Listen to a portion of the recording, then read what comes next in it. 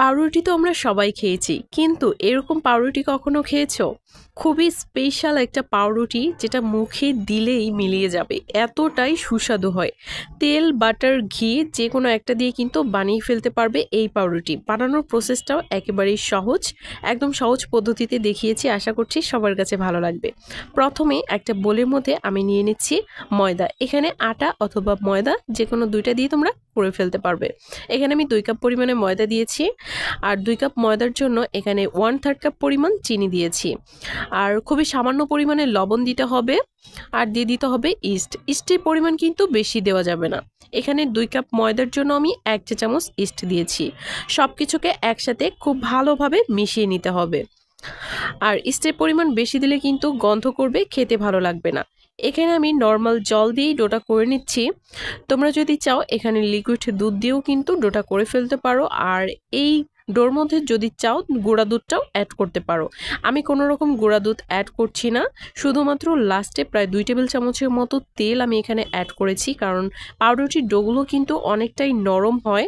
অবশ্যই তেল দিতে হবে, তারপরে কিন্তু এটাকে রেস্টে রাখতে হবে 1 ঘন্টার জন্য, আর ডোটা ফুলে একদম দ্বিগুণ হয়ে যাবে। 1 ঘন্টা রেস্টে রাখার পর ডোটাকে কিন্তু খুব ভালোভাবে ময়ম দিয়ে নিতে হবে। এটা কিন্তু পাউরুটি বানানোর একটা গোপন টিপস। পারফেক্ট পাউরুটি বানাতে হলে কিন্তু এই টিপসটা অবশ্যই ফলো করতে হবে।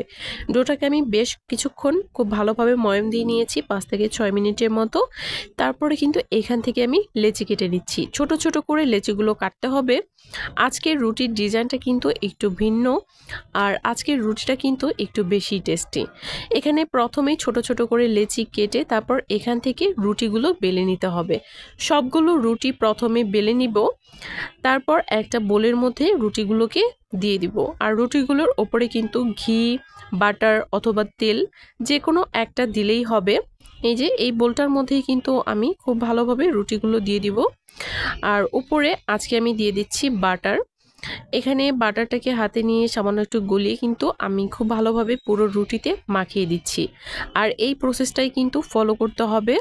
লেচি হয়েছে এখানে প্রায় 10টার মতো, আর সবগুলোই কিন্তু আমি এভাবে একটার পর একটা করে দিয়ে দিব। আর এখানে কিন্তু আমি ঘি দিচ্ছি বলে বা বাটার দিচ্ছি বলে এখানে যে ঘি বাটারই দিতে হবে এমন কিন্তু কিছু নেই, তেলও দেওয়া যাবে, তবে ঘি অথবা বাটার দিলে খেতে একটু বেশি ভালো লাগে। সবগুলো রুটি দেওয়া হয়ে গেলে উপরের রুটিতেও কিন্তু আমি উপরে বাটারটা দিয়ে দিয়েছি। তারপর এটাকে রেস্টে রাখতে হবে প্রায় 30 মিনিটের মতো। হাতে যদি সময় কম থাকে তাহলে 20 মিনিটের জন্য রাখলেও হবে, তবে চেষ্টা করতে হবে একটু বেশি সময় রাখার, তাহলে কিন্তু পাউরুটিগুলো একদম পারফেক্ট হবে। আমি এটাকে ঢাকনা দিয়ে ঢেকে এই বোলের মধ্যে প্রায় 30 মিনিটের মতো রেখে দিয়েছিলাম। ফিরে আসছি 30 মিনিট পর। 30 মিনিট পর কিন্তু এই ডোটা বেশ অনেকটা সফট হয়ে যাবে, আর এখানে সামান্য একটু ময়দা ছিটিয়ে নিতে হবে। এটা কিন্তু হাতে আর লাগবে না, কারণ এখানে আমি বাটার দিয়েছি। বাটার দেওয়ার পরে কিন্তু হাতে লাগবে না। এভাবে সামান্য ময়দা ছিটিয়ে প্রথমে একটু বড় করে নিতে হবে, কারণ ইস্ট দেওয়া রুটিগুলো কিন্তু একটু বেলতে একটু সমস্যা হয়। আমি হাত দিয়ে কিন্তু প্রথমে এভাবে ঘুরিয়ে ঘুরিয়ে ডোটাকে একটু বড় করে নিচ্ছি। তারপর এখান থেকে বেশ বড় সাইজের একটা রুটি বেলে নিতে হবে, আর রুটিটা কিন্তু বেশ বড় সাইজেরই হতে হবে, কারণ এখান থেকে আমি বেশ অনেকগুলোই পাউরুটি বানাবো। এই একটা রুটি থেকে কাট করে কিন্তু পাউরুটিগুলো বানাবো। এভাবে একটু বড় করে রুটিটাকে বেলে নিতে হবে। আর যে কোনো রেসিপির ক্ষেত্রে যদি সকল টিপস ফলো করা হয় তাহলে কিন্তু রেসিপিটা পারফেক্ট হয়।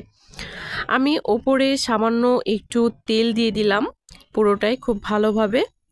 এখন হচ্ছে কাট করে নেওয়ার পালা। প্রথমেই মাঝখান বরাবর কাট করে নিলাম। রুটিটাকে হচ্ছে পিৎজা কাটের মতো কাট করে নিতে হবে, আর তারপর পেঁচিয়ে নিতে হবে ভিডিওতে দেখানো প্রসেস অনুযায়ী। এই স্পেশাল রুটিগুলো বিশ্বাস করেন একবার খেলে বারবার খেতে ইচ্ছা করবে। আর আজকেরটা কিন্তু গ্যাসের চুলায় বানিয়েছি, শুধু আজকেরটা না, সবগুলোই কিন্তু আমি গ্যাসের চুলায় বানিয়ে দেখাই। আর গ্যাসের চুলায় কিন্তু পাউরুটিগুলো অনেক ভালো হয়। আপনারা যারা এখনও গ্যাসের চুলায় পাউরুটি বানিয়ে দেখেননি অবশ্যই বানিয়ে দেখবেন যে কতটা পারফেক্ট হয়। আর অ্যালুমিনিয়ামের পাত্র হলে কিন্তু খুবই ভালো হয়। এখানে আমি কয়েকটা বানিয়ে দেখিয়ে দিচ্ছি আপনাদেরকে। রুটির শেপটা কিন্তু বেশ অনেকটাই ভালো লাগে আমার এই শেপটা। আমি কয়েকটা ত্রুটি ফুটি দিয়ে বানিয়েছি। আমার ছেলে কিন্তু ত্রুটি ফুটি খেতে পছন্দ করে না, আর আমি খুবই পছন্দ করি, যার কারণে কয়েকটা ত্রুটি ফুটি দিয়ে বানিয়েছি আর কয়েকটা ত্রুটি ফুটি ছাড়া। দুইটাই আপনাদেরকে দেখিয়ে দিলাম। এখন এটাকে আবার রেস্টে রাখতে হবে 30 মিনিটের জন্য। পাউরুটি বানাতে হলে কিন্তু একটু আগে থেকেই প্রস্তুতি নিতে হবে, কয়েক ঘন্টা আগে থেকে, কারণ বারবার রেস্টে রাখতে হবে, আর রেস্টে রাখা না হলে কিন্তু পাউরুটি পারফেক্ট হবে না। এখন আমি ওপরে ডিমের কুসুম ব্রাশ করে দিব। রেস্টে রাখার কারণে কিন্তু পাউরুটিগুলো বেশ অনেকটাই ফুলবে, আর ফুলে ওঠার পরেই কিন্তু ডিমের কুসুমটাকে ব্রাশ করতে হবে সুন্দর একটা কালার আনার জন্য। ঠিক আছে, সুন্দর একটা কালার আসবে ডিমের কুসুমটা দিলে। আর এই তো সম্পূর্ণ রুটির উপরে কিন্তু ডিমের কুসুমটা ব্রাশ করে ঢাকনা দিয়ে ঢেকে দিয়েছি, আর ঢাকনার যে ছিদ্রটা আছে এটাও কিন্তু বন্ধ করে তারপরে কিন্তু চুলার উপর বসিয়ে দিয়েছি। একদম লো আঁচে এটাকে বেক করে নিব প্রায় 35 থেকে 40 মিনিটের মতো। আর যদি মিডিয়াম হিটে বেক করেন তাহলে 20 থেকে 30 মিনিটের মধ্যেই কিন্তু হয়ে যাবে। আমি একদম লো হিটেই বেক করি, কারণ লো হিটে বেক করলে কিন্তু রুটিটা অনেক সফট হয়, খেতে ভালো লাগে। আর এখন ফাইনাল লুকটা দেখেই বুঝতে পারছেন যে কতটা সুন্দর হয়েছে। এখন কয়েকটা ছিঁড়েও আমি দেখিয়ে দিব। এটা কিন্তু এখনও বেশ অনেকটা পরিমাণে গরম আছে। রুটিগুলো ভালো লাগলে অবশ্যই একবার বানিয়ে দেখবেন, বিশ্বাস করেন এতটাই মজার হয় এই রুটি, একবার খেলে কিন্তু বারবার খেতে ইচ্ছা করবে। আমি একটা ছিঁড়ে দেখিয়ে দিচ্ছি ভেতরটা কতটা সুন্দর হয়েছে। ত্রুটি ফুটি দেওয়াটাও কিন্তু সুন্দর হয়েছে, আবার ত্রুটি ফুটি ছাড়াটাও কিন্তু সুন্দর হয়েছে। ত্রুটি ফুটি দেওয়াটা খেতে আমার কাছে বেশি ভালো লাগে, তবে আপনারা চাইলে ত্রুটি ফুটি ছাড়াও বানাতে পারেন। এখানে আমি 2 ধরনেরই বানিয়েছি। ভিডিওগুলো ভালো লাগলে কিন্তু অবশ্যই চ্যানেলটি সাবস্ক্রাইব করে পাশেই থাকবেন। আর পাউরুটির আরও অনেক রেসিপি আমার চ্যানেলে, আমার পেজে আপলোড করা আছে, চাইলে কিন্তু আপনারা দেখে নিতে পারেন। বিভিন্ন ডিজাইনের পাউরুটির রেসিপি আমি মাঝে মাঝে আপনাদের সাথে শেয়ার করি। আর পাউরুটি খেতে আমার ভীষণ ভালো লাগে, আর বাসায় বানানো পাউরুটির তো তুলনাই হয় না। আর এখানে কিন্তু আমি কয়েকটা ছিঁড়ে দেখিয়ে দিচ্ছিলাম আসলে যে ভেতরটা কেমন হয়েছে, দেখেই বুঝতে পারছেন কতটা সুন্দর হয়েছে ভেতরটা। ভিডিওটি ভালো লাগলে লাইক কমেন্ট শেয়ার করে যাবেন। সবাই ভালো থাকবেন, আর কারো কোনো প্রশ্ন থাকলে অবশ্যই কমেন্ট করে যেতে পারেন, চেষ্টা করব কমেন্টের রিপ্লাই করার। তো আজকের মতো এ পর্যন্তই। আর কে কোন রেসিপি দেখতে চান কমেন্ট করে জানাবেন, চেষ্টা করব দেখানোর। তো আজকের মতো এখানেই বিদায় নিচ্ছি, সবাই ভালো থাকবেন।